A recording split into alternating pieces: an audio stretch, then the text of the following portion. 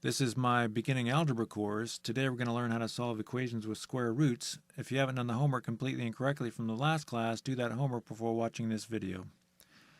Now before we start today, I want you to be aware that some of these equations are going to have what are called extraneous solutions. That's a solution that's produced by the algebra, but when you plug it back into the equation, it actually doesn't work. What that means is that when you do the homework, you might come up with a solution, but when you check the answer in the back of the book will actually say that there is no solution. So that means the solution you came up with is extraneous. And if you plug it back into the original equation, it won't work. There might be another situation where you have two solutions. Some of these equations do have two solutions, and one solution might actually work, but the other solution will not work. So you'll come up with two solutions produced by the algebra that you perform. But when you look in the back of the book, there will only be only one of those solutions will work. So just be aware that if that happens, that means the other solution is extraneous. If you plug it back into the equation, it won't work. As far as this class goes, I'm not going to check all the answers because it would take too long. So when I know that there are no extraneous solutions in a problem, I'm not going to bother to check. But if I know that there's going to be an extraneous solution, I'm going to tell you about that. And I'm also going to give you ways to figure out for yourself whether or not there are extraneous solutions so that you don't have to do a lot of unnecessary work. For example, if you come up with a situation where you have something like the square root of x is equal to -3, you'll know that the equation is going to produce an extraneous solution. Because if you recall, when you find the square root of a number using this notation here, that square root can only be positive. Now, we talked about that in a previous class. I know that seems strange, but this notation traditionally refers to only positive numbers. So the square root using this notation of a number can only be positive. So if you come up with an equation where the square root of a number is equal to a negative, you know that the result of the algebra is going to give you an extraneous solution, or you might have no solution at all. Another situation that you'll come up with is when you plug the answer back in to check if it actually works, you might come up with a negative in the square root. And if you come up with a negative in a square root, that means that that answer must be extraneous. And the reason is this notation, if you recall, it means what number times itself is equal to -4. Now, if it were a positive 4, the answer would obviously be 2. And of course, we talked about why it's not -2. We just mentioned that. But in this situation, if you ask what number times itself is -4, you can see that there is no number multiplied by itself that will equal a negative. We cannot have a negative in a square root. For example, 2 times 2 is 4. That doesn't work. -2 times -2 is also positive 4. That doesn't work. So there's really nothing multiplied by itself that will give you a negative. So those are the two situations where you'll know that your answer is going to be extraneous. You can't have a square root of a number equal to a negative, and you can't have a negative inside a square root. Now, if you're having trouble understanding what exactly I'm talking about, and you're a little intimidated by this, that's completely fine. As we do problems, you're going to see what's going on here.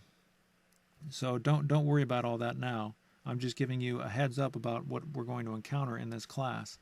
So let's start with number 1. As you can see, we have a square root. And in order to solve this equation, we have to isolate the square root, and then we have to square both sides. So the method that we're going to use to solve these equations is really the same method that we use to solve the equations with squares. The only difference is instead of isolating the square, we're going to isolate the square root. And instead of square rooting both sides, we're going to square both sides. So let's first start by isolating the root. So we're going to add 4 to both sides, and we get 2. So now we've isolated that square root. It's by itself on one side of the equation. It was not by itself because a -4 was next to it. So we added 4 to both sides, and we came up with the following equation. Now notice that I didn't show the actual operation. I just showed the result after performing that operation. You're at a point in your math education where you don't have to show those basic steps that you learned in my pre-algebra course or whatever pre-algebra course you may have taken, because I just assume that you know how to do that. So you don't have to show those steps because it's going to get really tedious if you have to show every single step that you learned in pre-algebra. But at this point, we're going to get rid of the root. Now this is something new, so I'm going to require you to rewrite the equation. Whenever you're doing something new, I want you to show that step so that I can be confident that you're learning the notation and that you know what's happening. So now we're going to get rid of this square root. We know the square root of x is 2, but we don't want the square root of x. We don't want the square root of x, we want just x. So we have to get rid of this square root. So to get rid of that square root, we have to, again, rewrite the equation to show what's happening, and we're going to square both sides because squaring is the opposite of square rooting. So x is now equal to whatever 2 to the second power is, which is obviously 4.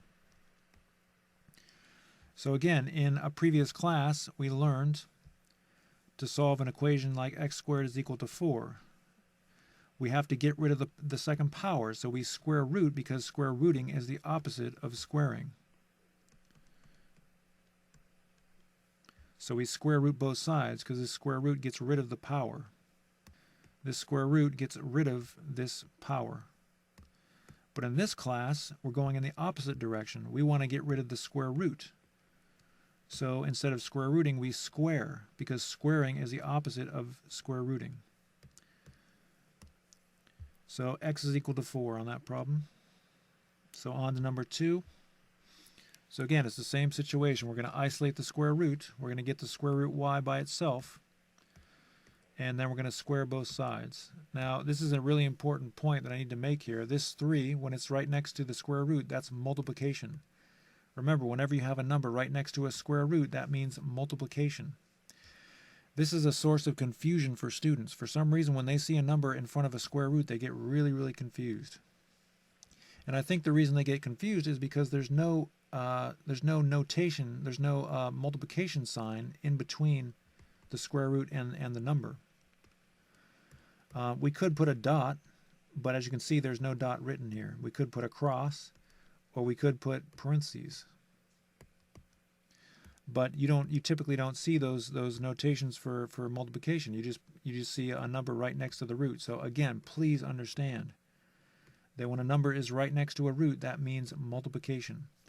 So I'm actually going to show this step, even though I said I wasn't going to, because again, this is such a source of confusion for students. Because the 3 is multiplied into the square root, we have to do the opposite of multiplication, which is division, to get rid of that 3. 12 divided by 3 is 4, and now our square root is isolated. So again, I require you to rewrite the equation at that point because we're going to square both sides. That's something new that we haven't seen. So I want you to show that work, and the square gets rid of the square root, and you're left with y is equal to 16. So I'm sorry for talking so much in that first 5 minutes of the class, but I needed to explain those things. And again, if you didn't follow all that, that's okay. We're going to do a lot of practice problems. So why don't you try number 3? Again, isolate the square root, then square both sides. And when you come back, we'll do it together. All right, we're back. So we're going to isolate that square root, subtract 2 from both sides. Then we're going to rewrite, and we're going to get rid of the square root by squaring both sides. And we end up with 49. So if you got 49, good job. Try number 4, and when you come back, we'll do it together. Remember, this 2, when it's next to the square root, it means multiplication. So you're going to have to divide both sides by 2 to isolate the root, then square both sides. So try number 4, and when you come back, we'll do it together. All right, we're back. Square root of y is equal to 2. I divided both sides by 2. Then I'm going to rewrite, and to get rid of that square, to get rid of that square root, I'm going to square both sides, and then we end up with y is equal to 4. So if you got 4, good job. And let's do this one together. We're going to isolate square root z, so we have to get rid of the 6 and the 2. We can subtract 6 from both sides to get rid of this 6, and then we end up with 3 over here because 9 minus 6 is 3. And then we're going to multiply both sides by 2 because this is square root z divided by 2. Remember, a fraction line means division in algebra. So we're going to multiply both sides by 2, and we're going to end up with 6. So again, we didn't show any of that because that's pre-algebra stuff. I don't require you to show that because, again, these problems are just going to take too long if you have to show every single basic step that you learned in pre-algebra. We're assuming at this point that you know the pre-algebra material. And if you didn't learn the pre-algebra material, then that's your fault. You got to go back to that class, do the homework, take the tests, follow all my directions. Because if you did do that stuff, you should be fluent in that math at this point.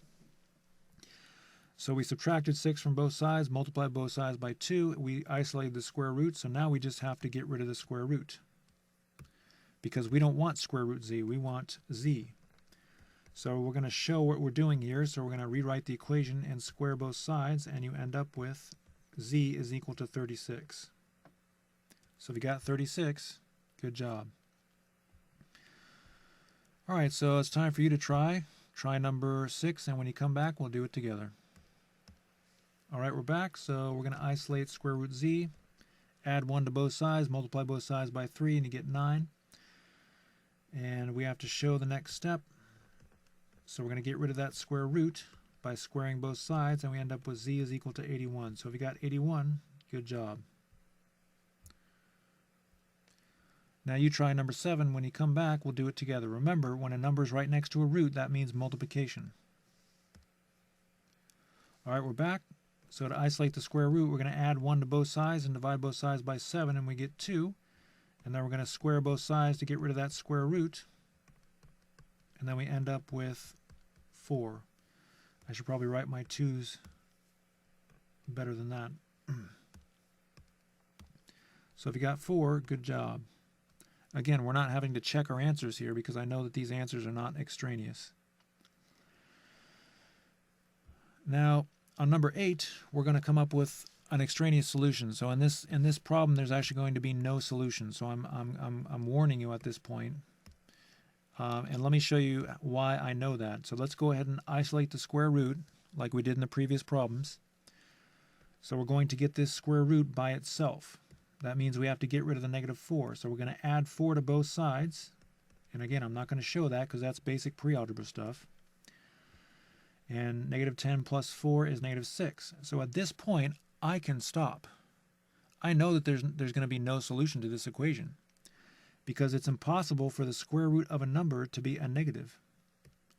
Now, why is that? Well, again, remember we learned in a previous class that if you take a square root of a number, it cannot be negative. It can be positive 3, but it cannot be negative 3. We're asking what number times itself is equal to 9, and 3 is the answer. Now, you might be thinking, well, whoa, wait a second. Negative 3 times negative 3, that's also positive 9, so why isn't that an answer? Why isn't negative 3, why isn't it 3 or negative 3? Well, remember, we learned in a previous class that this notation only refers to the positive root. It's just the notation. There's no enlightening answer other than this. That notation traditionally refers to only positive numbers. So why is that? Why is it that mathematicians only want this notation to refer to positive numbers? I don't know. It's just traditional. So there's no better explanation. I know you're looking for a better explanation, but there is no better explanation. If you think there's a better explanation, go online and try to figure it out, and you're going to find real quick there is no better explanation. In fact, in most cases, mathematicians don't explain this at all. So chances are you're probably not going to find an explanation. If you do find an explanation, it's just going to say the same thing that I said. It's just traditional that notation refers to only the positive number. So that's why that a square root of a number cannot be negative. It's just traditional that notation only refers to positive numbers. So at this point, I can stop. I know this is not going to work. But just to show you what an extraneous solution is, I'm going to go ahead and keep going. So we're going to rewrite the root, and we're going to get rid of the root by squaring both sides, just like we did in the previous class. And please understand that -6 squared is not the same thing as -6 in parentheses squared. When you square this -6, you have to put it in parentheses. -6 squared is -36, and -6 squared in parentheses is +36. They're not equal. So please understand that. So if you put -6 without parentheses and then you write -36, you're going to be in some big trouble because you're going to get really confused. So at that point, we end up with 36 is equal to x minus 3, because squaring just gets rid of the square root over here. So now we just have to add 3 to both sides, and we get 39. But again, this is not a solution. It's an extraneous solution. So to demonstrate why it's an extraneous solution, we'll plug in 39 to this equation. Now follow along with me here. 39 minus 3. Again, if this solution works, then when you plug it in, this side of the equation has to equal this side of the equation. But what you're going to find is that's not correct. That's not true. We're going to plug in 39 to x, and 39 minus 3 is 36. But square root 36 cannot be negative 6. It has to be +6 according to this notation. So then we get +6 minus 4 is equal to -10. I'm just continuing this up here because I don't have room to go down. But obviously -10, if 6 minus 4, that would be 2. So -10 is not equal to 2. So because this square root has to be a positive, this solution doesn't work. Now again, if this square root could be -6, then it would actually work, because -6 minus 4 is -10. But again, mathematicians by tradition do not allow a square root to be negative in this with this notation. I know that that's really confusing. I know that kids get really confused, or students get confused about that, and you have a right to be confused, because again, it's just tradition. There's no better explanation for why that's not allowed to work in a typical equation. So the answer is no solution. And we have to write over here, we have to write not equal to. We have to put a slash.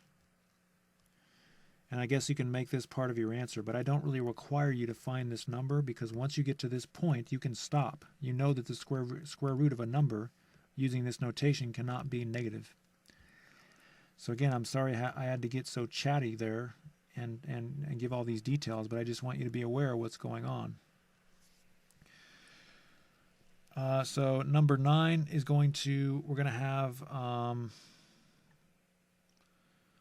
a lot of math going on here for number 9. So I want you to attempt number 9, but just be aware that there's going to be a lot of arithmetic here, and you might even come up with a complex fraction. But if you remember the class in which we learned complex fractions, then you might be able to do that. So try number 9. It's going to be a little more challenging, and if you have trouble, we'll do it together.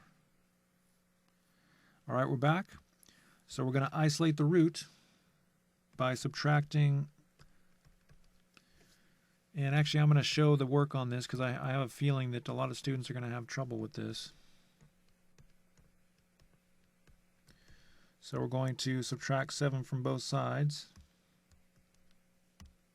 Again, you don't have to show this work, these first 2 steps, but I just have a feeling that a lot of students are going to have trouble, so I'm going to go ahead and just show it. And at that point, we have to rewrite if we're going to show the step, and we're going to divide both sides by -4. So hopefully you followed all these, you interpreted all these operations correctly. If you didn't, that's okay. Just go back and figure out what you did wrong. So I'm going to shrink this because we're running out of room, obviously. And now we're left with 1/2 is equal to square root 2y. So this negative divided by negative is a positive, and 2 over 4 reduces to 1/2. So now, obviously, we have to get rid of the square root, so we're going to have to rewrite, and we're going to do the opposite of square rooting, which is squaring. and that's going to get rid of the square root.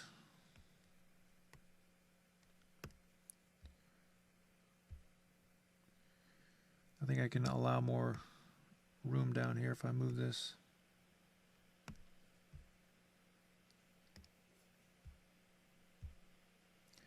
So then we're left with 2y, the square root goes away, and 1/2 squared.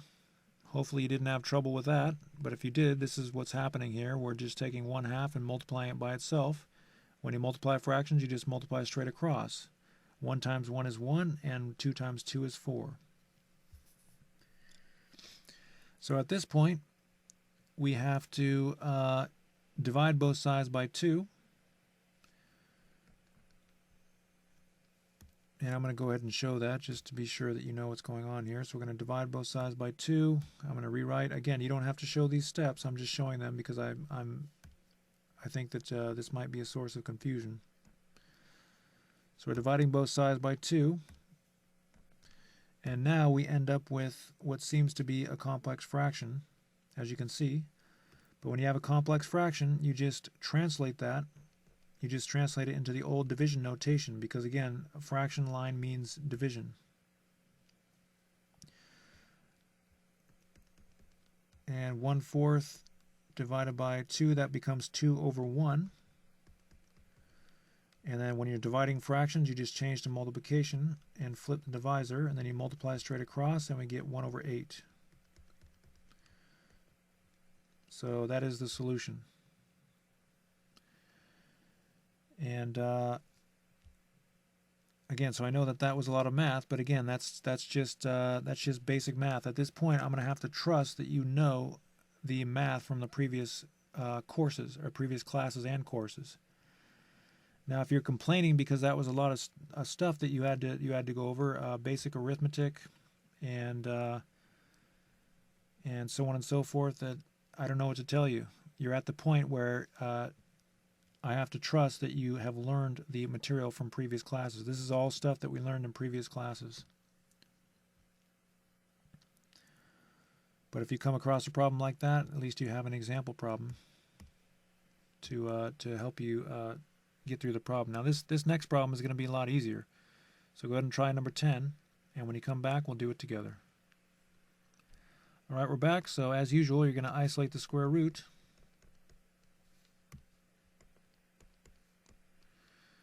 So you subtracted 17 from both sides, then you're going to rewrite the equation.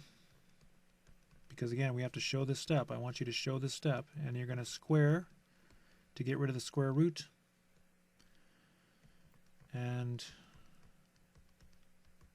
we're left with the following equation, and at this point you can do all these steps in your head. Subtract 3 from both sides and multiply both sides by 6, and you get z is equal to 6.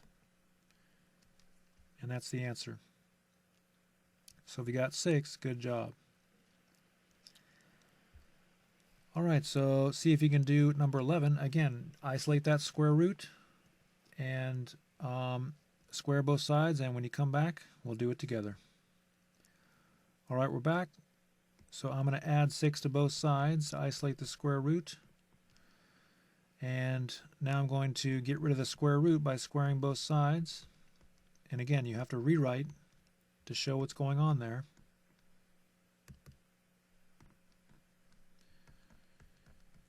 And lastly, I'm going to subtract 1 from both sides, and I get 63. So if you got 63, good job. Again, I don't see problems yet that have extraneous solutions, so I'm not going to make us plug those numbers back in. But when you do the homework, if you want to be sure that your answer is going to work, you got to plug it back in. Or you can use those examples where you have a negative under a root, or when you have a square root is equal to a negative, you can predict that there's going to be an extraneous solution. All right, so for number 12, again, we have some confusion here. Students really have a hard time with this, so see if you can do this problem on your own, and when you come back, we'll do it together. All right, we're back. So I'm going to show these steps because I can see that in this case, students are going to make a lot of mistakes. So I'm just going to show the step, even though, again, I don't require you to show these steps. These first beginning algebra steps. Again, I trust that you know how to add something to both sides of an equation, or to subtract something from both sides of an equation, or divide or multiply both sides of an equation. Alright, so we subtracted 7 from both sides, then we're going to have to rewrite. And we're going to divide both sides by -3. Again, I'm just showing this because I feel that there's a lot of students that might make mistakes on this problem. So now we're left with 4/3, because a negative divided by a negative is a positive. So 4/3 is equal to root z. And these -3's just cancel out. So now we're going to get rid of the root. So we're going to have to rewrite and square both sides to get rid of that square root. And let me make some more room here.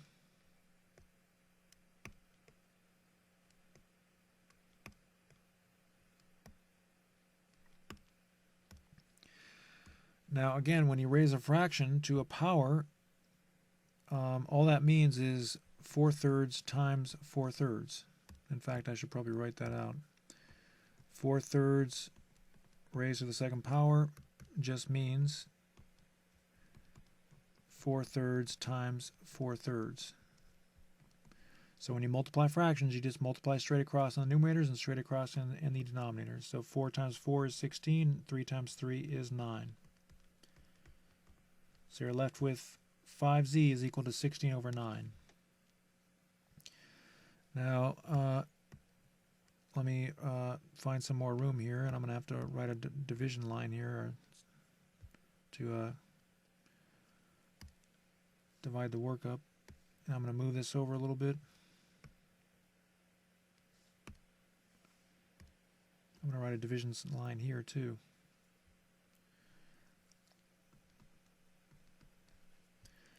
Alright, so we're out of room, so I'm going to have to put an arrow up here. That's all you can do when you're out of room, is just use an arrow. That's going to happen quite a bit in your math education, so just get used to it. So we're going to divide both sides by 5. But we have a complex fraction there. So what that means is 16 over 9 divided by 5. Using the old division sign. So remember, a whole number can just be written as over 1. So 16 over 9 divided by 5, we change to multiplication and flip the divisor. This is all just basic math that you already learned in my arithmetic course. We learned how to deal with complex fractions in a previous class in this course, so on and so forth. So now we just multiply straight across. 16 times 1 is 16, and 9 times 5 is 45. And that fraction cannot be reduced.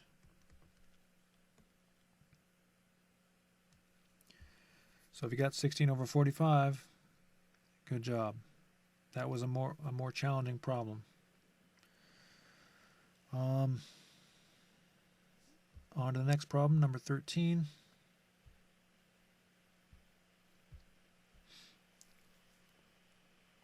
It looks like this problem is going to be fairly easy, so go ahead and try 13, and when you come back, we'll do it together. All right, we're back. We have to isolate the square root, so we're going to add 2 to both sides. And now that we've isolated the root, we're going to square both sides as usual to get rid of that square root. And we're left with 25 is equal to 3 minus 8x. And now we just have to we have to isolate x, subtract 3 from both sides, and divide both sides by -8, and you end up with 22 over -8. So that can be reduced. So I'm going to just shrink this a little bit. We can reduce that by dividing both sides by 2, and we get -11 over 4. And remember, you can write that negative in the numerator, or you can write it next to the fraction line. Technically, you can write it in the denominator, but that's very non-traditional. So if you got -11 over 4, good job. So why don't you try number 14, and when you come back, we'll do it together. All right, we're back. So we're going to isolate the root. by subtracting 1 from both sides and multiplying both sides by 3. And then we're going to get rid of that square root by squaring both sides. And we end up with y plus 7 is equal to 9. Subtract 7 from both sides, and we get 2. So if your answer was 2, good job. All right, let's go ahead and try number 15. When you come back, we'll do it together. All right, we're back, so we're going to subtract 10 from both sides.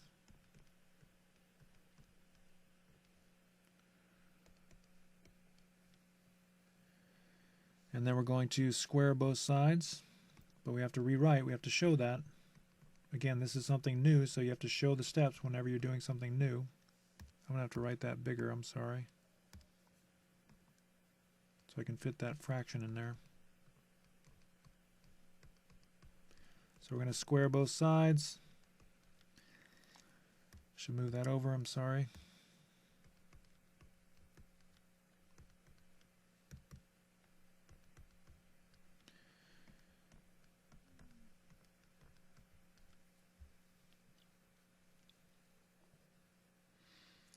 And then we're going to add 2 to both sides and multiply both sides by 4. So we get a is equal to 24. So if you got 24, good job. All right, on to number 16.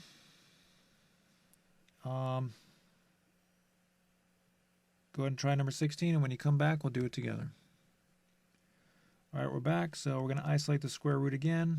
Same procedure, subtract 2 from both sides, then we're going to rewrite because we have to show that step. Square both sides, and we end up with 4 is equal to 3 minus 2x. Then we're going to subtract 3 from both sides and divide by 2. And then we end up with negative 1/2 is equal to x. And that is the answer. So if you got negative 1/2, good job.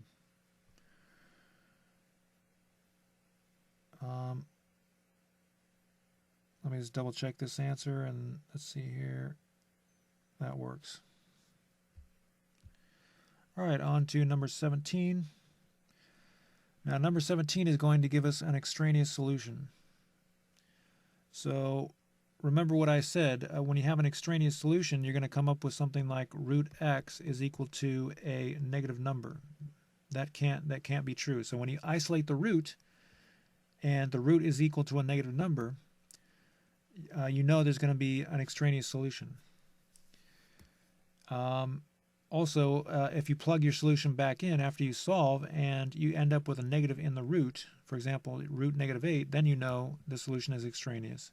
So try number 17 and see if you can explain to me why there's no solution to this equation, because the solution that we would come up with when we do the algebra would be extraneous. So try 17, and when you come back, we'll do it together. All right, we're back, so we're going to isolate the root as usual. We're going to subtract 7 from both sides, and then we're going to multiply both sides by negative 3. And we end up with square root 2z minus 4 is equal to a negative. And at that point, we can stop. We know there's no solution. Because this square root symbol traditionally can only refer to positive numbers, we know that a square root with this notation cannot be equal to negative 3. So at that point, you can just say no solution. Now, you could continue to solve, but what's the point? You know it's not. You know that the solution is not going to work. So if that was your explanation, if you stopped there and just said a square root cannot be equal to a negative, you were correct. All right, so on to number 18. Go ahead and try number 18, and when you come back, we'll do it together. All right, we're back, so we're going to add 4 to both sides and divide both sides by 2, and then we get 5.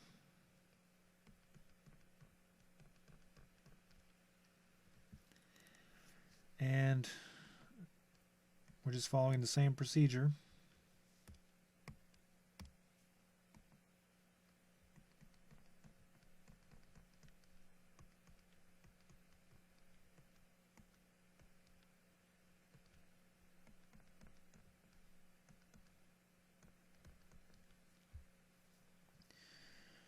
And whoops, I forgot my plus 5 there.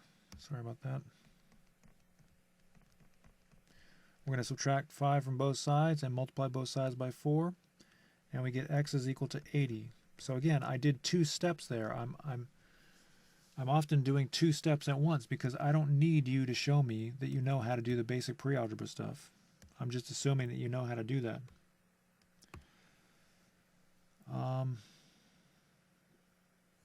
On to the next problem. So if you got 80 for number 18, good job. So try number 19, and when you come back, we'll do it together. All right, we're back. So we're going to subtract 5 from both sides and then multiply both sides by 3, and we get square root y plus 2 is equal to 3. Then we're going to square both sides as usual, and we end up with y plus 2 is equal to 9. And subtract 2 from both sides, and we have y is equal to 7. So if you got 7, good job.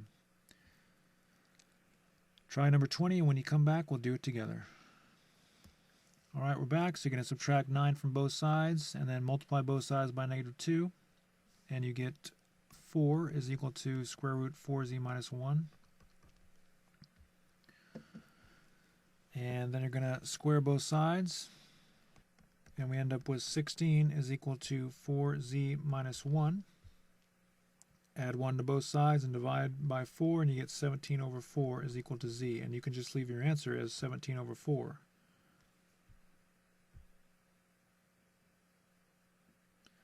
So if you got that answer, good job. All right, so now we have a quite different problem. We have a quadratic expression here. But it's just the same procedure. We're going to isolate the square root and then square both sides. But the good news is this square root is already isolated. So we can just go ahead and square both sides. So as usual, I'm going to require you to rewrite to show the steps there. And then we're going to square both sides. And 0 squared is just 0 times 0, which of course would just be 0. So that just stays 0. And we get rid of the square root on the right side of the equation. And at this point, we have a quadratic equation. But if you don't recognize this as a quadratic, then you're certainly not going to be able to solve it. A lot of students, they learn how to solve a quadratic equation, but when they come across a quadratic equation in their actual problems, they don't recognize it. So they can't use the methods that they learn to solve a quadratic because they don't even see that there is a quadratic. So a lot of students would get to this point and they would just stop. They wouldn't have a clue of what to do. But I know this is a quadratic because one variable is squared, another variable is raised to the first power, and we have a third term that has no variable. Not only that, but the quadratic equation is in standard form. So that means that one side is 0, and the terms are written in descending order of powers. So this is all ready for us to go ahead and use our method for solving a quadratic equation, and we learn to solve a quadratic equation, we factor. And we have 2y squared, so it's going to be 2y times y, and what two numbers multiply to 1? And obviously that's just going to be 1 and 1. And remember, we can't add what numbers add up to 3 to 3 there because this coefficient complicates things. So let's test it and see if it works. We don't have to use the f and the l of FOIL. We just have to use o and I. So we're going to FOIL this back and see if it ends up being 2y squared plus 3y plus 1. So again, we don't have to use f and l of FOIL. We just have to use o and I. So o is 2y times 1 is 2y. And 1 times y, the I term is y. So 2y plus y is 3y. So it looks like that works. So now that we factored the expression, we can see what the solutions are. So remember, you set 2y plus 1 equal to 0, and then you solve. And then you set y plus 1 equal to 0, and then you solve. But at this point, I'm not going to do that. I'm not going to show all these steps because I just don't need to. It's just going to take too much time. So I know one answer is going to be -1. I can just see that by looking at that factor. And this factor, if I set it equal to 0 and solve for y, I'm going to subtract 1 from both sides, divide both sides by 2, and I end up with y is equal to -1/2. So again, that's just basic pre-algebra stuff. If you understand that this factor can be equal to 0 and this factor can be equal to 0 to make the equation work, then you just solve in your head. You're going to have to get to that point pretty soon here where you can just do that in your head. So I'm not going to set these equations equal to 0 and do all that stuff. You can just go from here to the answer. Again, you got to get on board here pretty quick because that's what students are going to be doing at this level. They're not going to show, they're not going to set those equal to 0 because it just takes too much time and it's just unnecessary. All right, so I don't know exactly what's going on here, so I'm compelled to plug these answers back in and see if they work. But if I do that, I can see that because these answers are just going to give 0 when you plug it into this expression, I know the equation is going to work because I'm just going to end up with 0 is equal to square root 0. So I know that there's not going to be any problem with those solutions. So I know that they're both solutions, and I can just go on to the next problem. So now why don't you try number 22, and when you come back, we'll do it together. All right, we're back.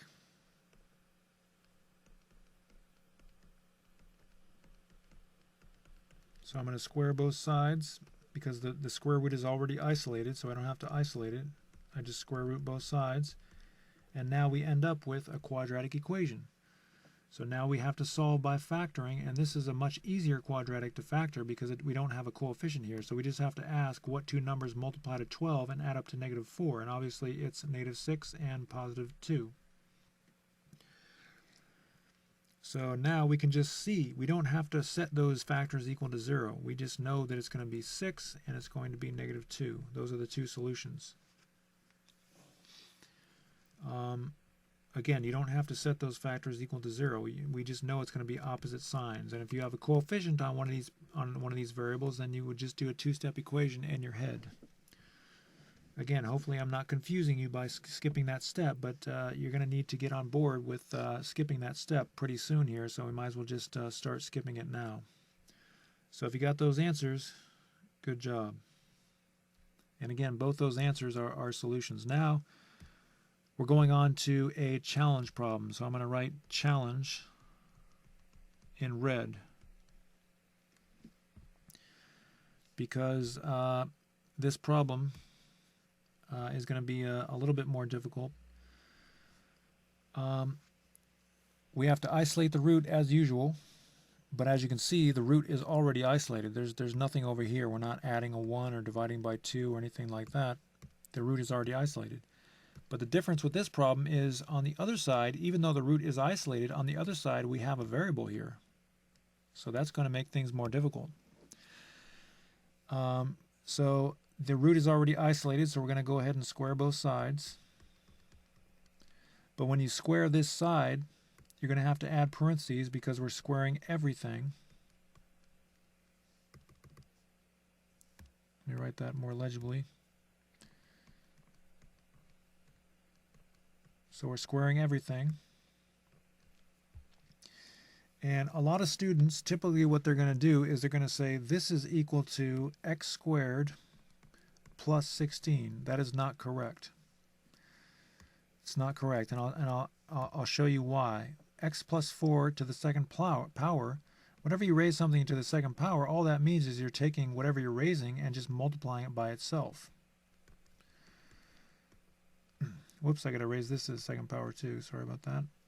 And that makes the square root go away, so we're left with 3x plus 10. And but over here, you can probably see where I'm going with this. If you're going to multiply x plus 4 times x plus 4, you have to use FOIL. So we have x squared, and then the O term is going to be 4x, the I term is going to be 4x, so you add those up and you get 8x, and then the last term is multiplied as 16. So if you just wrote x squared plus 16, you missed the inner term. That's why that previous logic was incorrect. All right, so that was a hard part of this problem, is that students again are going to make a mistake when it comes to simplifying that expression or expanding that expression. But we also have another situation here. This is actually a quadratic equation, but it doesn't look like a quadratic equation for two reasons. One reason is it's not simplified because the x's here are separate. They're separated. We have to combine those x's. And another reason that it doesn't look like a quadratic is because it's not in standard form, meaning all the expressions, all the terms are not on one side of the equation. So you have to be really careful about proceeding from this point. And by the way, I want to ask you this simple question. How do I know that this is a quadratic equation? That's probably the most important thing we need to start with, is how do I know that this is a quadratic equation? Think about that.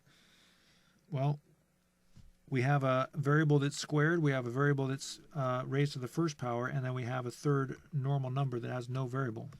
So that's why it's a quadratic equation. But anyway, all that said, we're going to keep this squared term on the left side of the equation. If you put it on the right side, then it's going to become negative. We want to stay away from the negative on the leading coefficient. So there's a lot of things to think about here. We also want to write the terms in descending order of powers. If you don't write them in descending order of powers, then it's not going to look, the quadratic is not going to look correct. It's not going to look right. So there's a lot of stuff that's going on here. So I understand your pain when you're doing this problem. But again, you're just going to have to get used to solving these challenge problems. If you can solve these problems on your own, that means you're starting to become very, very advanced in your math education. So that's something to shoot for. So we're going to subtract 3x from both sides, keep the x squared term on the left side, and 8x minus 3x is 5x. And we're going to subtract 10 from both sides, and 16 minus 10 is 6. And we have 0 on the right side of the equation. So we have a positive number on the leading coefficient. We have everything on the left side of the equation. We have all the terms written in descending order of powers. And the equation is simplified. So now you can see it's just a quadratic equation. But again, you have to keep all of that stuff in mind for these types of problems, or else you're not going to be able to solve. For example, if you wrote 5x plus x squared plus 6, you're not going to recognize that as a quadratic. You're going to have no clue what to do at that point. So now we know that in order to solve a quadratic, we have to use this special method, which is factoring. And what two numbers multiplied at 6 and add up to 5? That would be 3 and 2. So now that we factored, we can see that the two solutions are -3 and -2. So x equals -2 and x equals -3.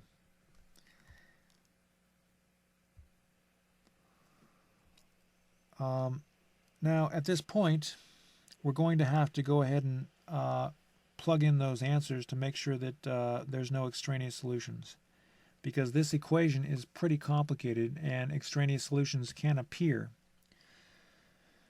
But I don't have room to show all this, and we don't really need to show all this because it's going to be fairly easy to plug these numbers back in. So let's plug -3 back in. 3 times -3 is -9. -9 plus 10 is 1. So we have square root of 1 on the right side of the equation. And on the left side, we're going to plug in 3 to the x, and we get -3 plus 4 is 1.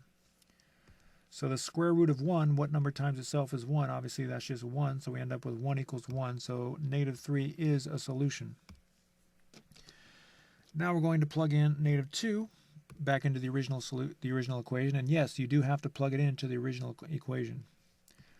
So -2 times 3 is -6. -6 plus 10 is 4. The square root of 4 is 2. So on the right side of the equation, we have 2. And then we're going to plug in -2 over here. -2 plus 4 is 2, so both those solutions work. But the reason I had to test that is because this equation is fairly complicated, so I have to make sure that those solutions are going to work. So again, I know that's a challenge problem, but you're perfectly capable of doing that if you follow this math. And if you don't understand it, just learn it and do it. You can understand it later. The important thing is that you understand the notation and you're fluent when it comes to solving these problems. So try number 24, and when you come back, we'll do it together. All right, we're back, so we're going to rewrite because the square root is already isolated, so we don't have to isolate the square root. Then we're going to square both sides, and be sure to write those parentheses around the x plus 6. And of course you have x plus 6 times x plus 6.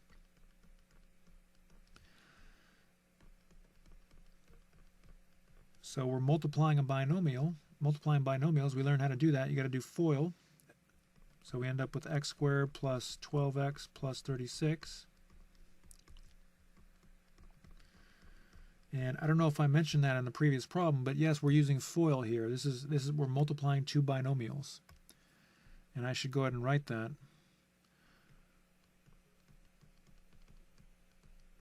Multiplying two binomials.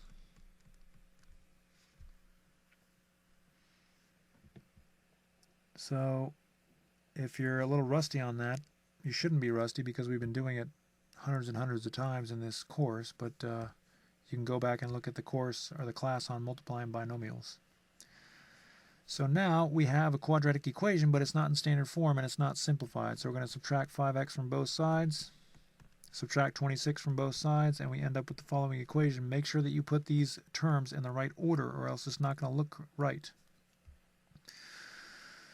So now we're going to solve the quadratic with the methods that we learned. Factorization, what two numbers multiply to 10 and add up to 7? That would be 5 and 2. So now, after factoring that expression, we can see what the two solutions are. The two solutions are -2 and -5. And I forgot to put commas. We really should be putting commas between these answers.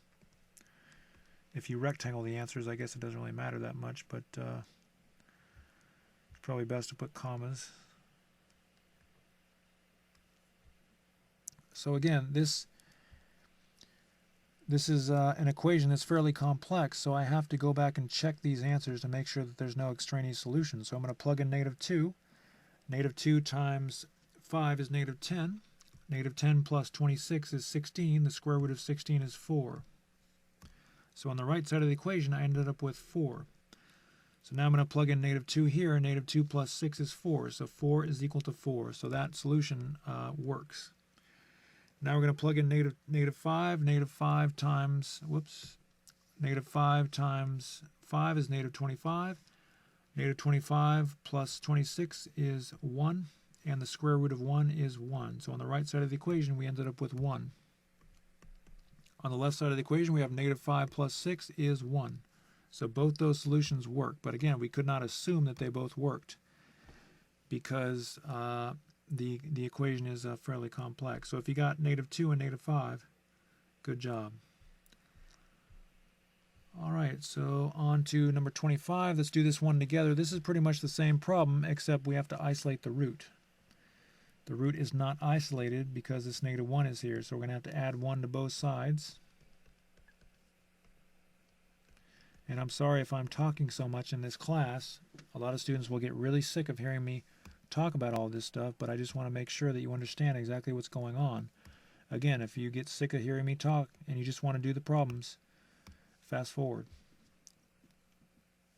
The most important thing is that you know how to do the problems. If you can do the problems, then you don't need to listen to me talk. All right, so now we're going to square both sides because we isolated the root. Once you isolate the root, you can square both sides.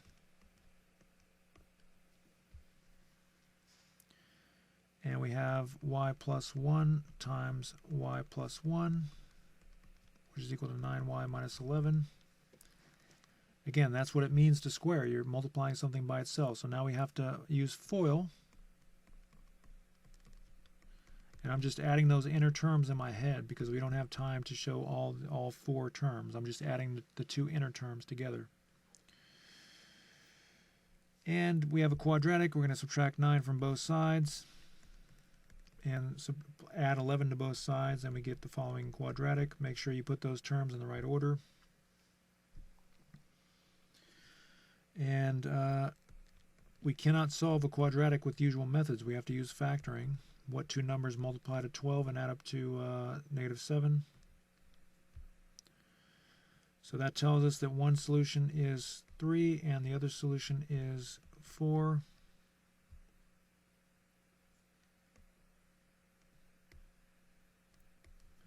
So 3 and 4. So now we have to check those. So let's plug in 3. And again, you have to check your answer in the original equation. Whoops.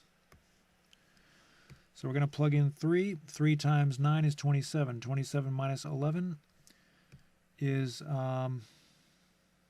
27 minus 11 is 16. Square root of 16 is 4. 4 plus -1 is 3.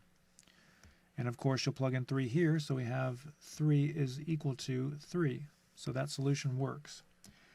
Now we're going to plug in 4. 4 times 9 is 36. 36 minus 11 is 25. The square root of 25 is 5. 5 plus -1 is 4. And of course, you'll plug in 4 over here. So we have 4 is equal to 4. So both those solutions work. All right, so I'm going to keep that problem in the window so you can see how to do that type of problem. And why don't you try number 26? And when you come back, we'll do it together. All right, we're back. So we're going to add 2 to both sides to isolate the root. Again, you always have to isolate the root in these problems until we get to problems where there's actually more than one root in an equation. Then you can't really isolate it very easily. Then we're going to square both sides, as usual. And we're going to use FOIL.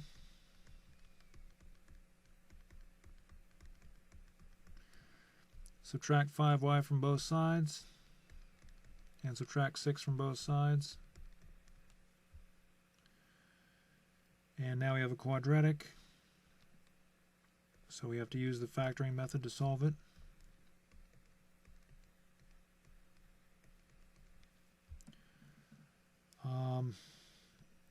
So one solution is going to be -1 and the other solution is going to be 2.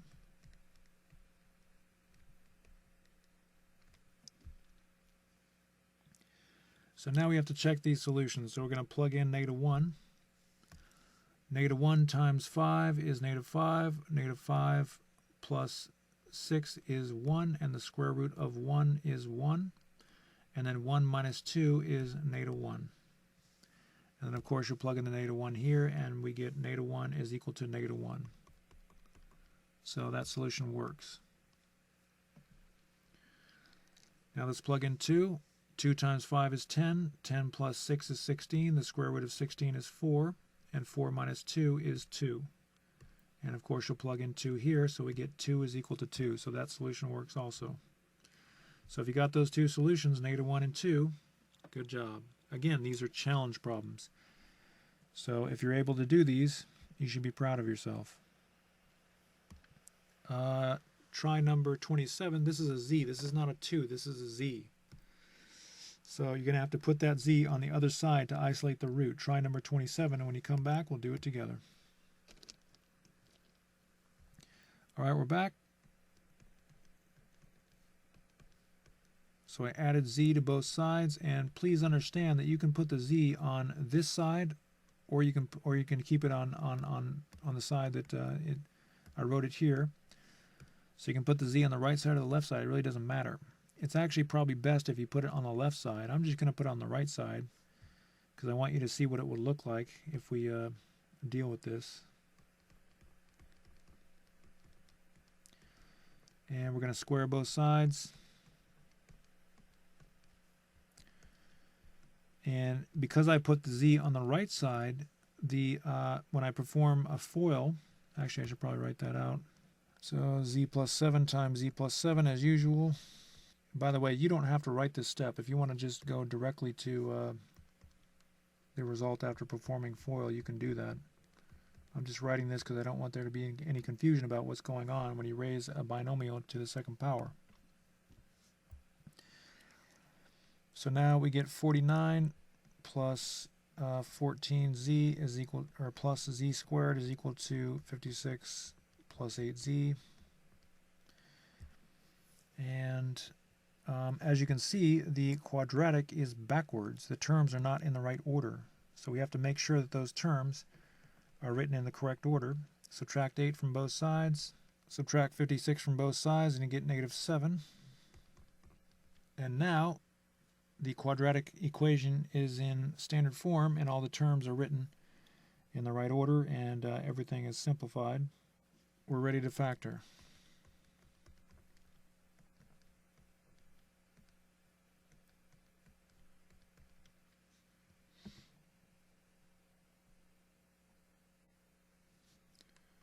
So this factorization tells us that one answer can be negative 7 and the other answer could be 1. And we're going to assume that those are solutions.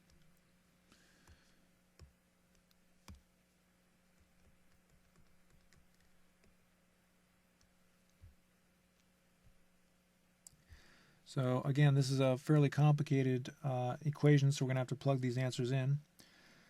8 times 1 is 8. 8 plus 56 is 64. The square root of 64 is 8. And we have to plug in we have to plug in 1 to this z also, so we get 8 minus 1 on the right side of the equation. And then on the left we have 7, so 8 minus 1 is 7. So we get 7 is equal to 7. So that means that positive 1 is a solution. Now let's try negative 7, because negative 7 was also one of our possible solutions. So we're going to plug in negative 7. We get negative 7 times 8 is negative 56. Negative 56 plus 6 is 0. The square root of 0 is 0. And then we have negative 7. So we have a double negative on the right side because we're subtracting z. But z is negative 7, so if we subtract a negative, it's a double negative, and it just becomes positive 7. So we have 7 is equal to 7, which means that is a solution. So both those solutions are correct. So if you got those answers, good job. All right, on to number 28. Looks like we have pretty much the same situation for number 28. Again, this is a z, this is not a 2. Don't mistake my z's for 2's. So try number 28, and when you come back, we'll do it together. All right, we're back. So this time, to make it easier, I'm going to write the z on the left side of the 5.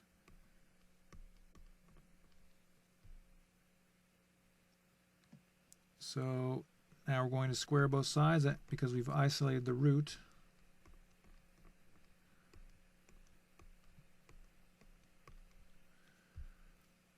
And I'm just going to jump right into the FOIL here, the FOIL algorithm. You know what? I'm just going to keep showing that. I don't want to confuse you. Sometimes it's okay to skip steps. Sometimes it's not.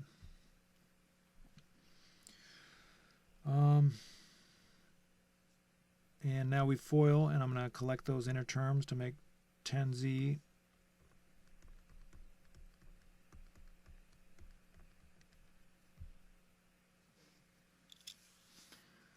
and we're going to subtract, add z to both sides, and we get z squared plus 11z, and subtract 7 from both sides, and we get 18. And now we're going to factor.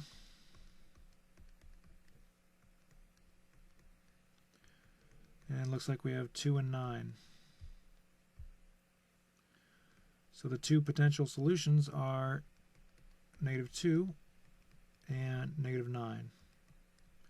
So again, if you're wondering why it's the opposite sign, it's because we have to plug in a z value that will make each one of these factors 0. If you plug in negative 9, it'll make this 0, and 0 times negative 7 is 0, so it works. But we have to test these solutions. We can't assume that they're correct because our equations are becoming fairly complicated. So we're going to plug in negative 2. So 7 minus negative 2. So that's a double negative. When you subtract a negative, it becomes a positive. So 7 minus negative 2 is the same thing as 7 plus 2, which is 9. And then we have the square root of 9 is 3. And then again, we're subtracting negative 2, so that becomes positive 2.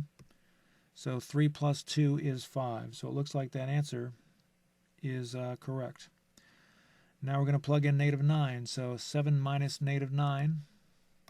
Again, that's a double negative, so 7 minus negative 9 would be 7 plus 9, which is 16. Square root of 16 is 4, and then 4 minus negative 9. So when you subtract negative 9, it becomes positive 9, so we have 4 plus 9 is 13. So we have 5 is equal to 13.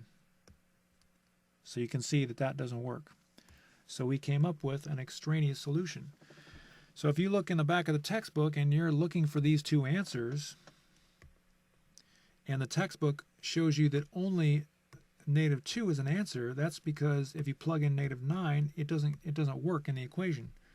So now we have to zoom in on this, and we have to write z is not equal to negative 9. So if you got negative 9 and negative 2, that's fine. You did it correctly. It's just that you have to plug those answers back in, and you'll find that negative 9 is actually not a solution. So, but if you got the negative 2 and the negative 9, good job. Just be aware that the negative 9 is not actually a solution. All right, so now we're going to go to equations with 2 square roots. So, in all the previous problems, we just had 1 square root in each equation, but now you can see we have a square root here, and we have a different square root here. So in this case, you're probably thinking, well, wait a second, how are we going to isolate the square root? How are we going to do this? Well, obviously you can't isolate the square root. You can't combine these square roots. You can't get them by themselves on one side of the equation. Well, technically they are by themselves, but you can't combine them. So the only thing that we can really do is square both sides to get rid of those roots. So that's what we're going to do. We're going to square both sides of the equation.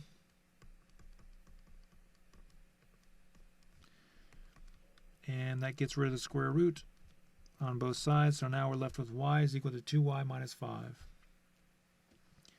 So now we're going to subtract 2y from both sides, and we end up with negative y is equal to negative 5. And we're going to divide both sides by negative 1, and we end up with y is equal to positive 5.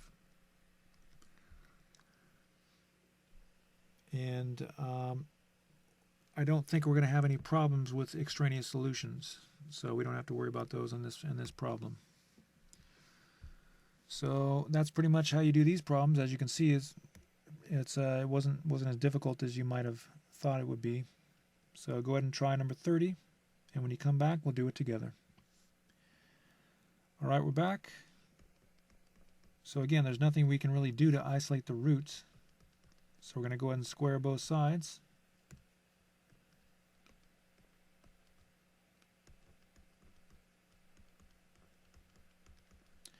We're going to subtract y from both sides of the equation and add 1 to both sides of the equation and divide both sides by 5, and we get 1. Now again, I'm skipping a lot of steps there, but the reason I'm skipping those steps is because this is beginning algebra. You learn how to do that stuff in pre-algebra, so we're not going to show those steps. And again, I don't think there's any extraneous solutions. So if you got y equals 1, good job. All right, so in this problem, let's go ahead and do this together.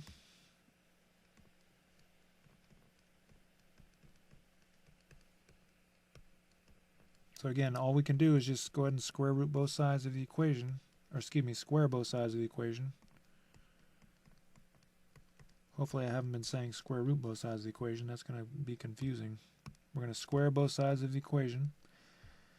And now I recognize this. Again, most students would not recognize what to do at this point. But I recognize this as a quadratic equation. Why? Because there's a variable squared, there's a variable that's not squared, and then there's a normal number. So whenever you have that situation, it's going to be a quadratic. The problem is it doesn't look like a quadratic. So what do? Well, you put it in standard form. You want your coefficient to be negative on the squared term, or excuse me, you want it to be positive, and then you subtract. You want your first power term to be next, and then your normal number furthest to the right. So you have to put those terms in the correct order. So now we're going to factor.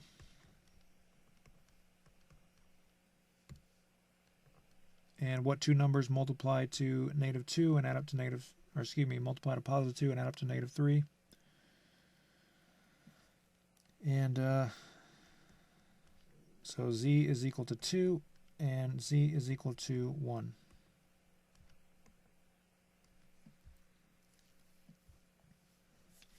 And I don't think that there's going to be any extraneous solutions. So that was a somewhat different problem because we ended up with a quadratic equation. You must recognize when a quadratic equation appears in these equations. So in this equation, in this problem, a quadratic equation is going to come about. So go ahead and try number 32, and I think that there's actually going to be no solution to this problem. There's going to be no solution. So you're going to have to plug in those numbers and check, and you're going to see that they're actually not going to work in that equation. I believe there's going to be no solution, but we'll see. So go ahead and try 32, and when you come back, we'll do it together. All right, we're back.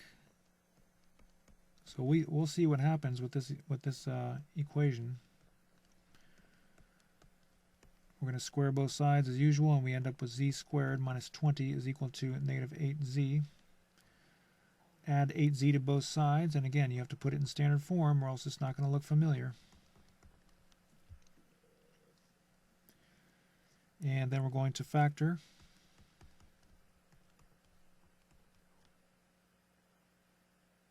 And we need +10 and -2.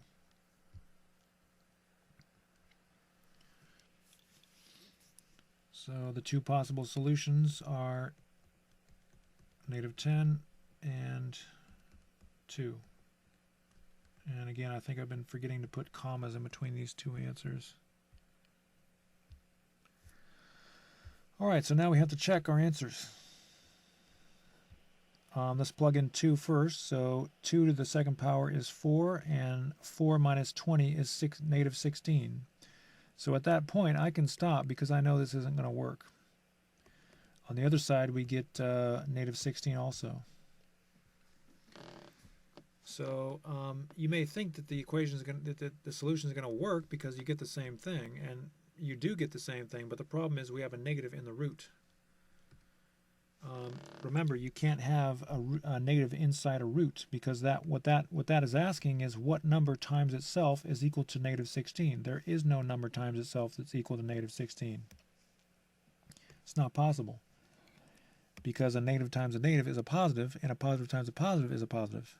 You can't get a negative. So 2 is not a solution, so we have to put a slash through our equal sign. Now let's try -10. -10 times -10 is 100. 100 minus 20 is 80. And the square root of 80, we don't really know what that is. We don't really care. We'll just leave it as square root 80. And on the right side of the equation, if you plug in -10, -10 times -8 is +80. So I guess I was wrong. There is one solution, because it's okay to have a positive inside a root, and we know that these two expressions are equal. So that's actually a solution. So again, you have to put a slash through this you have to put a slash through this answer, and you have to keep this answer. And again, you might think, well, should I rectangle it if it's not an answer? Well, you can go ahead and rectangle it because it shows you that you did the work. So if you got those answers, good job. All right, on to number 33. So we have to isolate the roots, but we have something different here. We have a coefficient in front of the root.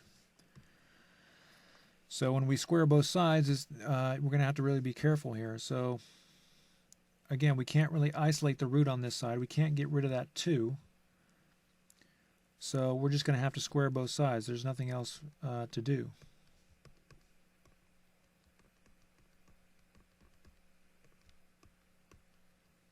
So we're squaring both sides. And please understand that when you square this side, it's going to get rid of the root, but it's also going to square this too. So maybe I should just write that out. Again, when you raise something to the second power, you're just multiplying whatever it is by itself. And we just get rid of the root on the right side. So by the commutative rule of multiplication, of course, when you multiply the square roots, that gets rid of the square root, so you're just left with x. That's what it means to square something. You're multiplying it by itself. But by the commutative rule of multiplication, we can take these 2's and go ahead and multiply them together.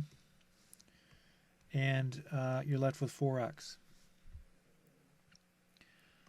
So we have 4x is equal to x over 3 plus 1. All right, so now we have an equation with a fraction in it.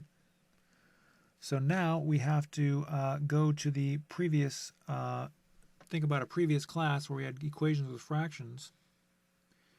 And the method that we use, there's actually a lot of different methods. You can multiply both sides by 3. That's the easiest method in my opinion. But that's the method that really makes students angry. If you do that, then you get to the answer pretty quickly. But a lot of students are really afraid of doing that because they don't understand how to get to that to that result. So the method that we learned in this class, well, there's another method. Let me show you another method before I go to the method we're going to use in this class. You can also just subtract x over 3 from both sides, and now we have the x's on one side, and you get a common denominator. That's another way to do it.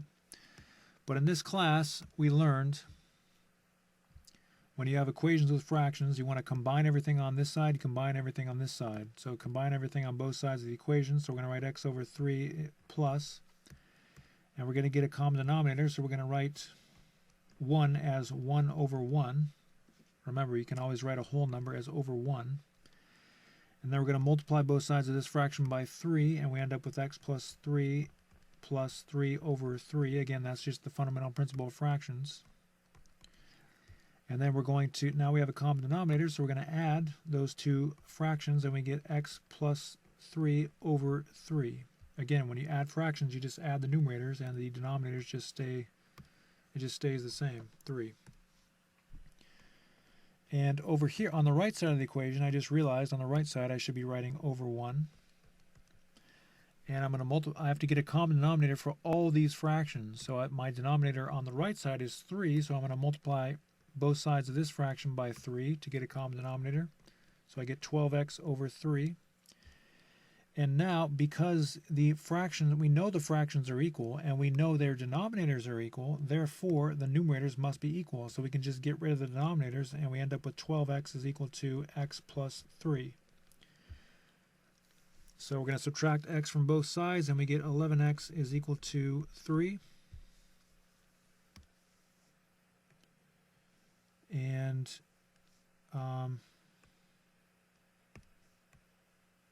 let me just make some room here.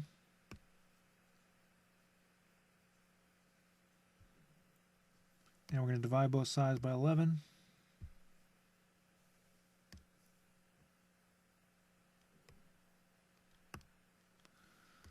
And we get x is equal to 3 over 11.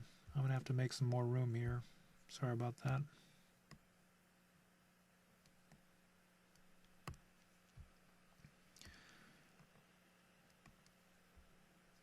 So there's quite a bit of math in that problem. Now, this is a fairly complicated equation, but I don't see any problem. I don't see any negatives here, so we don't really have to worry about there being no solution for that problem. All right, so now let's try 34. Why don't you go ahead and try 34 on your own? I'll leave the previous problem in the window, and when you come back, we'll do it together. All right, we're back. So we're going to square both sides.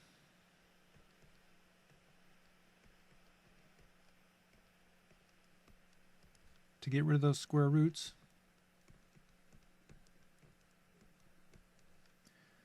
And we have 3 square root minus x minus 2 times 3 square root x minus 2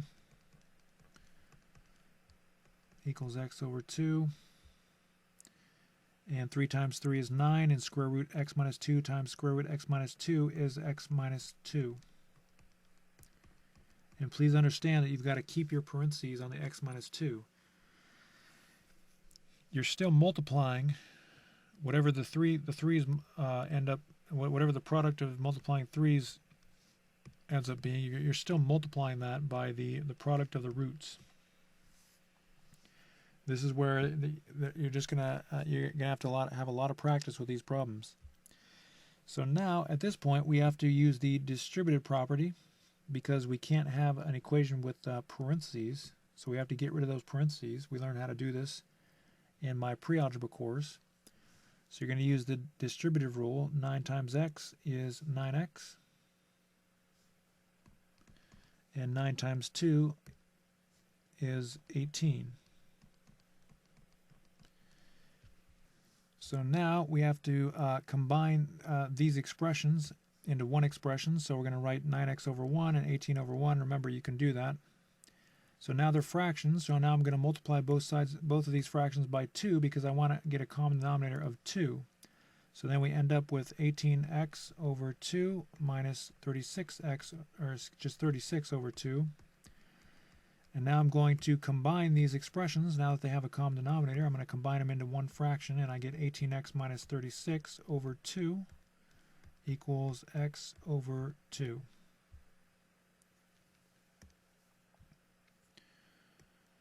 All right.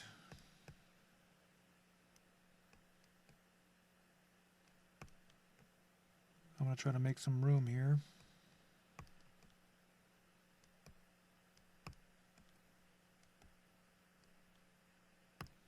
This is just going to go off the... Actually, I do have some room over here, so I'm going to... All right, so now we have fractions that have common denominators, and we know the fractions are equal. So we know the numerators must be equal. So 18x minus 36 must be equal to 2. Actually, I'm sorry, that must be equal to x. So what did we accomplish? Well, we got rid of the fractions. We don't like fractions in equations. All right, so now we're going to subtract 18x from both sides, and we get negative 17x over here. And then we're going to divide both sides by negative 17, and we get 36 over 17. So if you got that answer, good job. Now, that's going to be tough to plug it back in and to check, and I don't think that we're going to come up with an extraneous solution because 36 over 17 is greater than 2, so if you subtract 2 here, you're not going to get a negative. And of course, you're not going to get a negative here, so I know that this is going to work. We don't have to worry about extraneous solutions. So if you got 36 over 17, good job. All right, on to number 35. So this looks like it's going to be the same type of problem.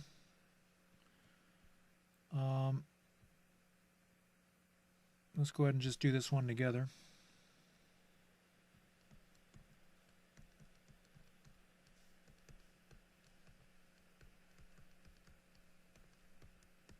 Square both sides.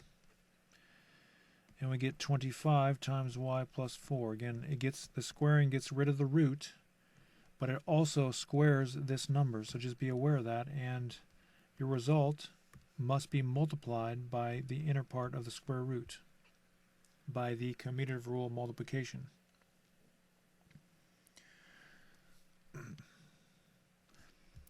Again, if you take two numbers, a times b, and you square those two numbers, then you end up with a times b times a times b. And if you put the a's together, you get a squared. And if you put the b's together, you get b squared. But they're still multiplied, which is why we're still multiplying 25 times y plus 4. I know that's a lot to think about, But to be honest with you, pretty much all students don't think about it.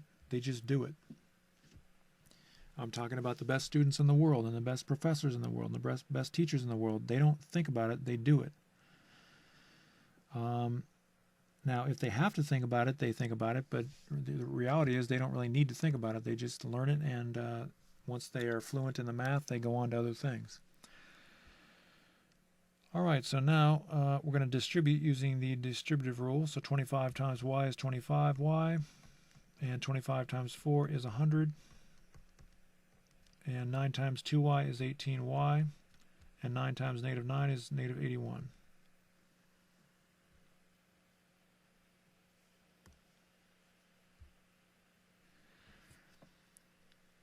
So now we subtract 18y from both sides, and we get 7y. Subtract 100 from both sides, and we get negative 181. So this is kind of a weird number. So we can divide both sides by 7, and we get negative 181 over 7. Now, this is a big problem here, because I can see that if our answer is negative, and if I plug in a negative here, a negative number times a positive is a negative, and then a negative minus a negative, or excuse me, a negative minus a positive, that's just going to be a negative. So we're going to get a negative in the root. That's a bad thing. So it looks like there's going to be no solution to this problem. So we could go back and check all that, and I could do all the math on that, but if I did that, it would be really, really boring, because we'd have to multiply negative 181 over 7 times 2, then subtract 9, then find the square root of that, and, well, actually, we wouldn't have to find the square root. We'd have to multiply 2 times 181. I guess it's not that difficult, but we just don't need to do it, because we know a negative number times a positive is a negative.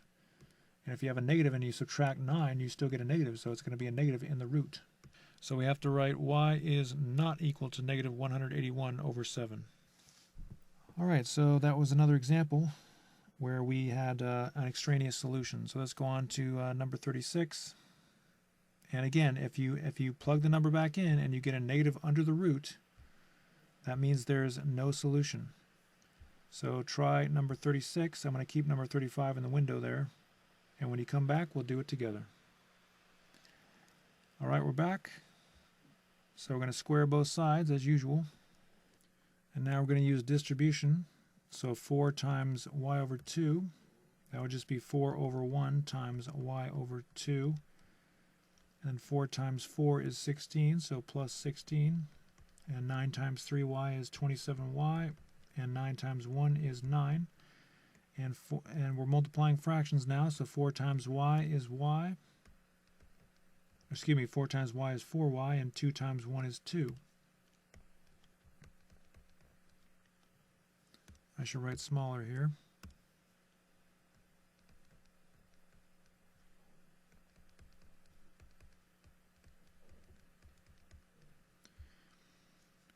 And 4y over 2 reduces to 2y.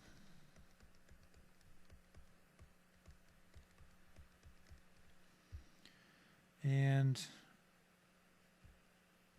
again, that's just the fundamental principle of fractions. We're dividing both sides of the fraction by 2. And we're going to subtract 2y from both sides. And subtract 9 from both sides, and we get 7 equals 25y.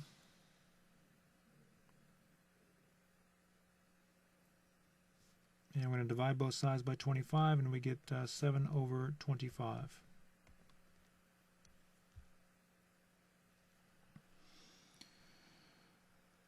So let's see if we plug this back in. We don't have any negatives here, so I don't think we're going to have we're not going to have an extraneous solution. So if you got 7 over 25, that's correct. On to number 37.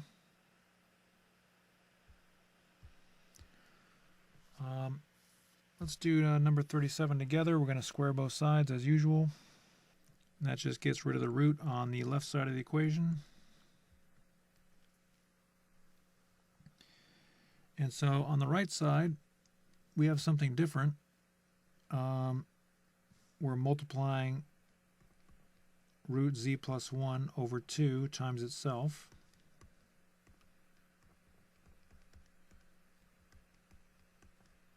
And so when you're multiplying fractions, you just multiply the numerators straight across. So again, when you multiply a root times itself, you just get rid of the root. That's the same thing as squaring. So we just end up with z plus 1 on the numerator, and then 2 times 2 is 4. So now we have an equation with fractions. So we're going to have to combine everything on each side of the equation. So we have one term here, so we don't have to worry about combining that. But we're going to change this 1. We're going to write it as 1 over 1.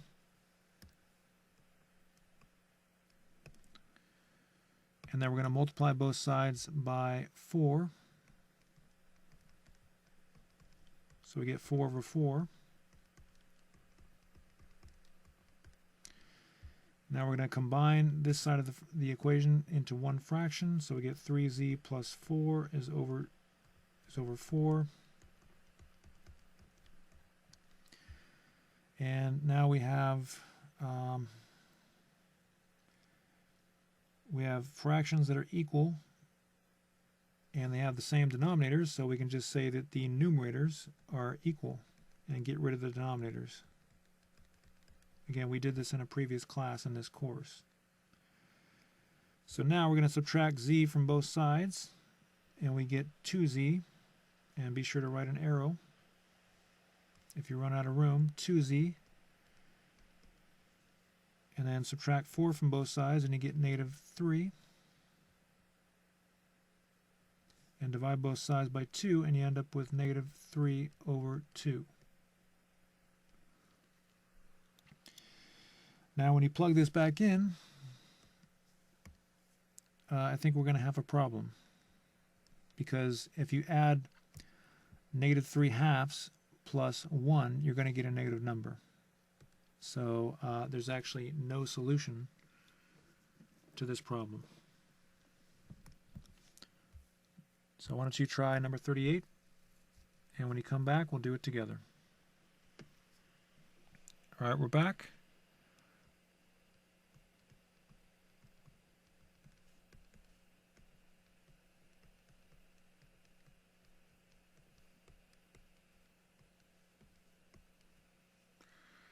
Squaring both sides.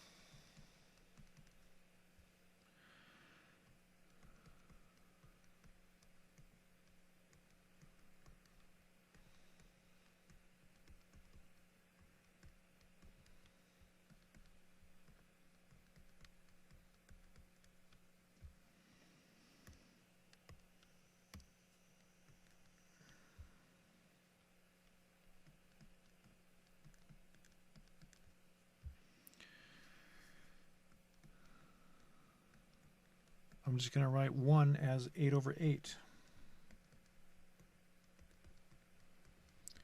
As long as the numerator is the same as the denominator, it's considered to be 1. Again, you can write this as 1 over 1. Multiply both sides by 8 to get 8 over 8.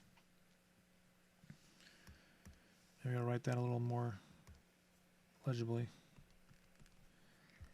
Then we're going to combine the left side of the equation, and we get 5z, because we have a common denominator, we get 5z minus 8 over 8 is equal to z plus 2 over 16. And you know what? I just realized we need to get a different denominator there. We could proceed from that point, but I want to use the same method we used before. So I'm going to multiply both sides by 16 and get 16 over 16. And I'm going to multiply both sides of this fraction by 2 to get 10z over 16, because I need a denominator of 16. I forgot we have a 16 over here. 10z over 16. So now we can combine to 10z minus 16 over 16 is equal to z plus 2 over 16. Of course, we have a common denominator now, and we have two fractions that are equal to each other. So that means the numerators must be equal to each other. So we'll do an arrow up here. 10z minus 16 is equal to z plus 2. Subtract z from both sides and you get 9z on the left, and add 16 to both sides and you get 18. Divide both sides by 9 and you get 2. So if you got 2, good job. Let me just see if that works. It looks like it does work. There's no reason that we would have a negative and a root. So if you put the 2 in the z up here, if you put 2 in this z, you get 2 times 5 is 10, and then 10 over 8 minus 1 is going to be a positive number, because 10 over 8 is obviously bigger than 1, because the numerator is bigger than the denominator. So if you got 2, good job. All right, on to number 39. Now number 39 is going to be somewhat of a challenge here. So I'm going to put challenge problem. This is kind of like the problems that we were doing, the challenge problems we were doing on the previous problem set.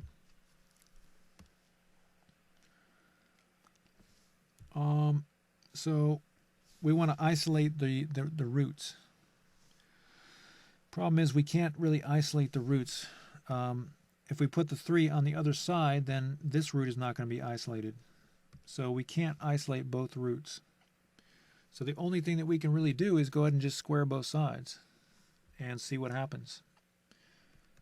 So I'm going to rewrite.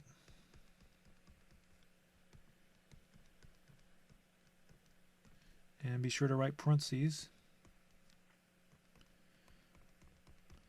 And on the left side, this is where it gets difficult. This is where students make mistakes. Again, you have to use FOIL on the left side.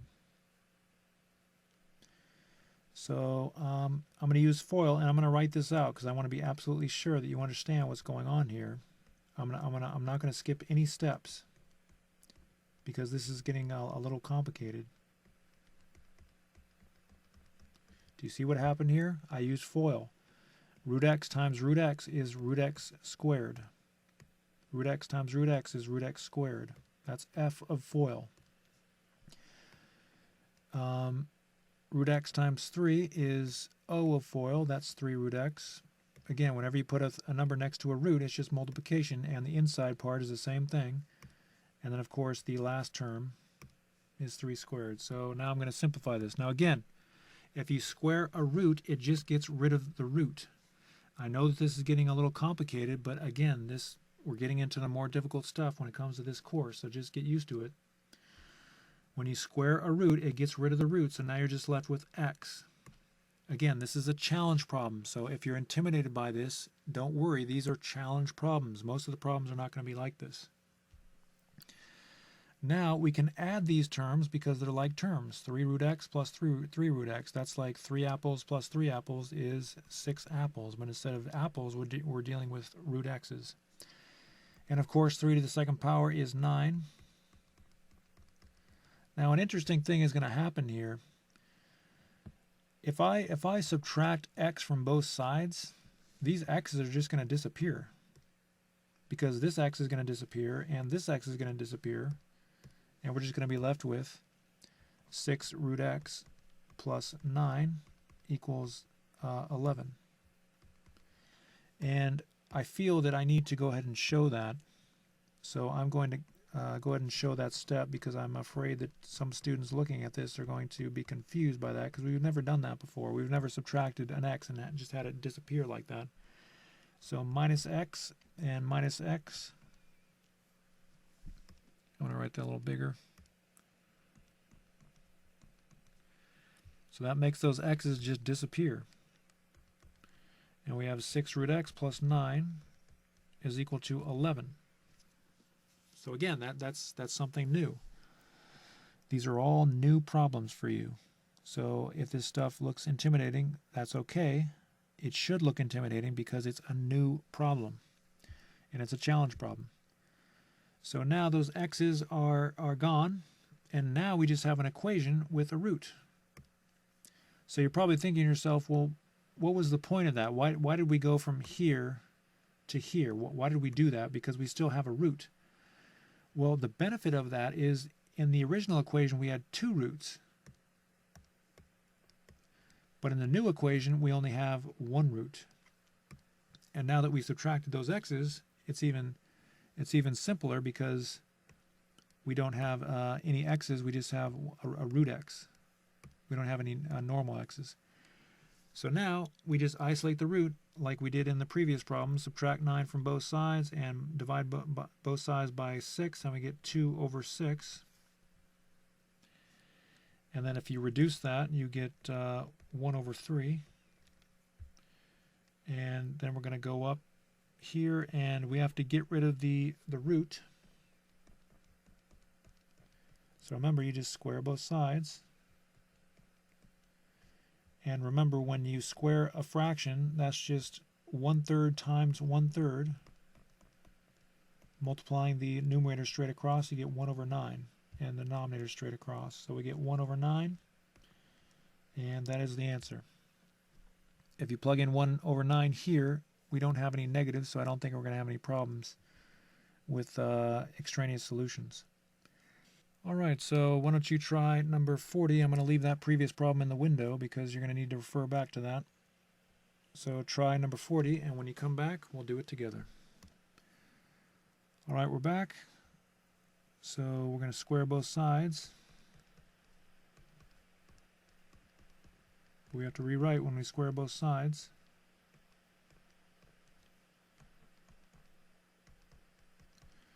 And we have to FOIL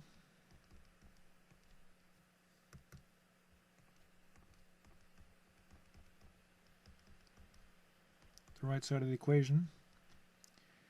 And again, I'm going to show every step there just to make sure you don't get confused about what's going on here, because this is a lot of new stuff.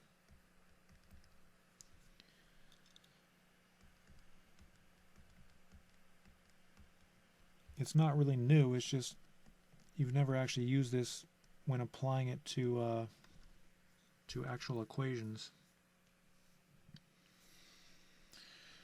And then we're going to simplify the right side of the equation. 4 squared is 16, and 4 root y plus 4 root y is 8 root y, and root y squared, that just gets rid of the root, and you have y. And again, we have this situation where you can just subtract y from both sides of the equation, and the y's just disappear. That's very convenient for us. So we're going to subtract y from both sides, and we're left with 19 is equal to 16 plus 8 root y. So now we just solve. We isolate the root, subtract 16 from both sides, and divide both sides by 8, and you get 3/8 is equal to root y. And now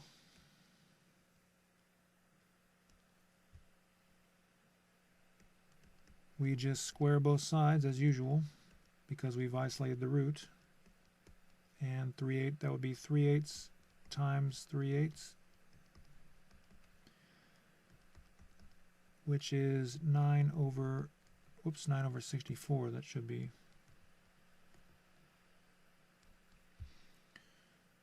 And I don't see any problems with negative numbers, so we can just assume that that's going to work.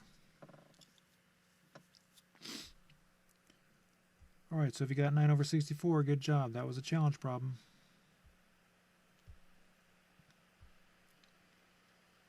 All right, so let's see here. On this particular problem, I'm going to recommend highly that we put this root on the other side. We can deal with this problem the way it is now. We can go ahead and square both sides, but it's going to be very strange to do that. So we're going to need to put one of the roots on the other side to make this a lot easier.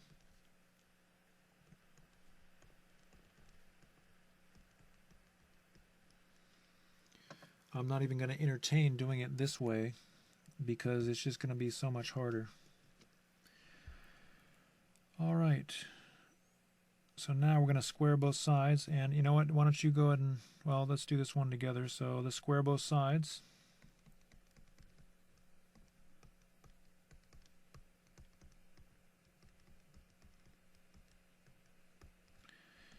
of course, as usual, we're going to have to use FOIL on the right side of the equation.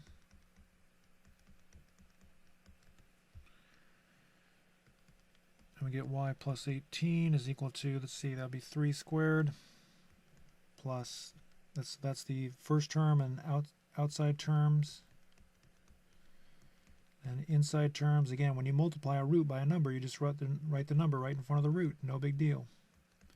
And last terms, root y plus 2 times root y plus 2 is just root y plus 2 squared. That's what the definition of squaring is. So again, we're just going to simplify. 3 squared is 9. Add the inner terms together, you get 6 root y plus 2. And we're going to get y plus 2 here. And again, we can just subtract y from both sides.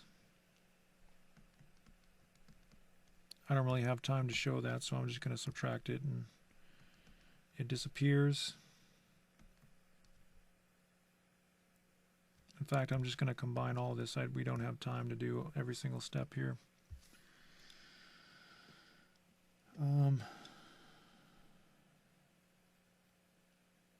Actually, I'm just going to do every step. I don't want to confuse you. So we're going to get rid of those y's first. So subtract y from both sides. You don't really have to show every step. As long as you know how to do it, then you can just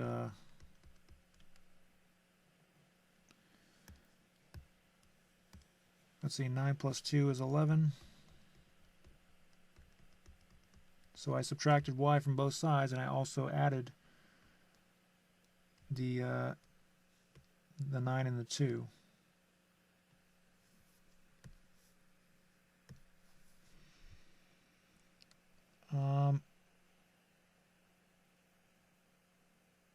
So now we have to isolate the root. So I'm going to go over here. Subtract 11 from both sides and divide both sides by 6.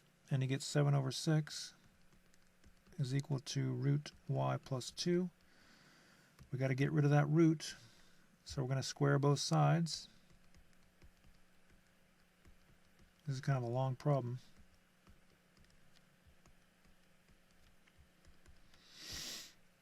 Now we get 49 over 36 is equal to y plus 2. And I'm going to move this over so I can have some more room here. And then we have to subtract 2 from both sides. 49 over 36 minus 2 equals y. And 2, we have to combine that with the 49 over 36.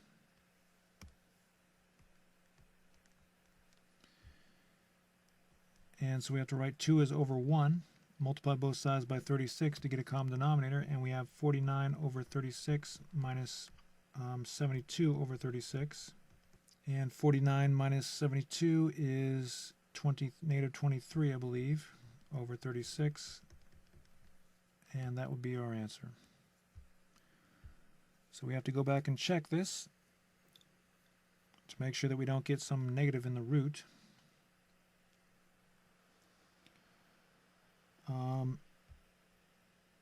So if we add negative 23 over 36 to 2, we're going to get a positive, so that's okay.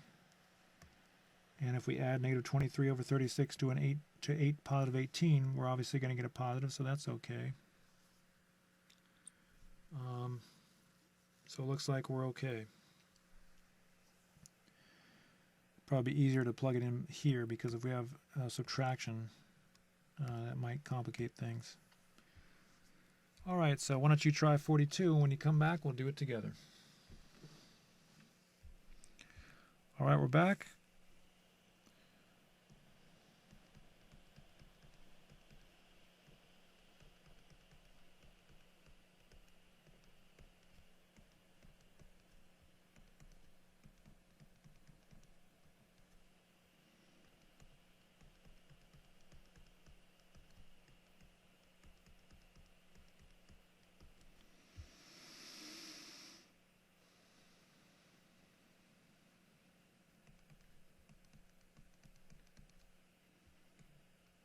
use FOIL.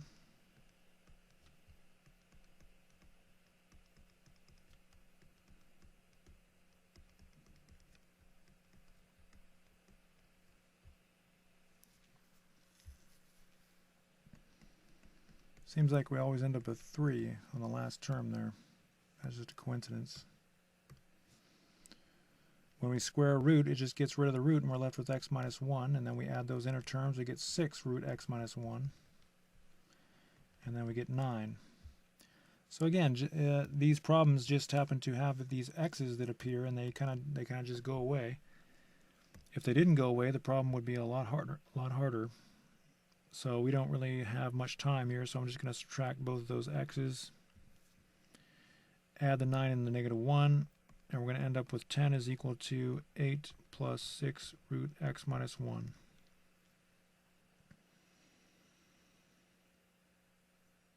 Just double checking that. Everything looks right. And then we're just going to have to isolate the root by subtracting 8 from both sides, dividing both sides by 6, and we get 2 6 is equal to square root x minus 1. Reduce it, we get 1/3. And of course, we're going to have to square both sides, and we get 1/9. Well, I'm just going to show that step.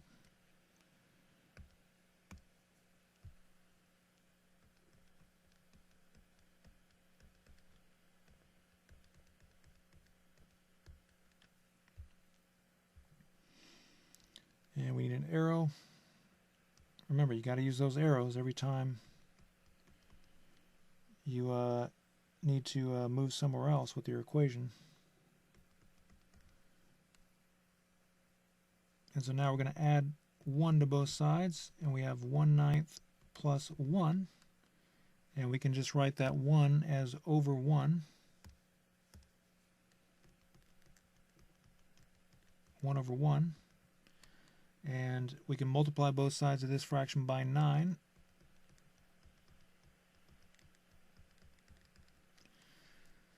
And now 9/9 plus 1/9 is 10/9.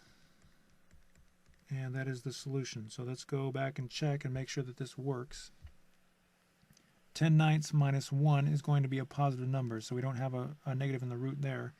And 10/9 plus 10, that's also going to be a positive number. So it looks like we're going to be fine. So let's see. I think that's the last problem we have time for. The last two problems are going to be pretty much the same thing. If you got 10/9 on problem number 42, good job. This is all the work that we did today. If you'd like to take screenshots of these pages to help you with your homework or to study for tests, go ahead and do that now.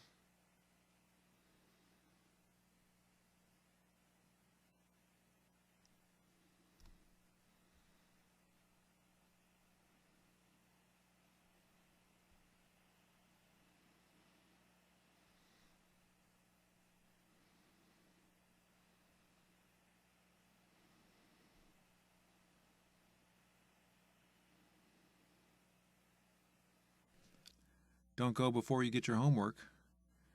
Get a screenshot of these two pages. And remember, if you don't do the homework, you're not going to learn the things that we went over in this class. So be sure to get that homework done, and I'll look forward to seeing you in the next class.